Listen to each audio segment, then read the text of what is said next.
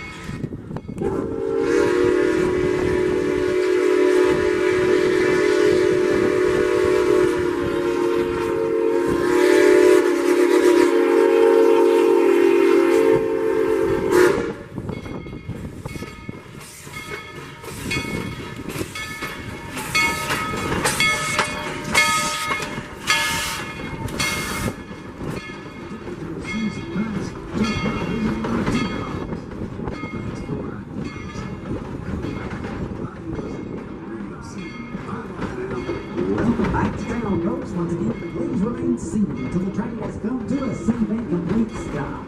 And the train cars have finished rolling backwards.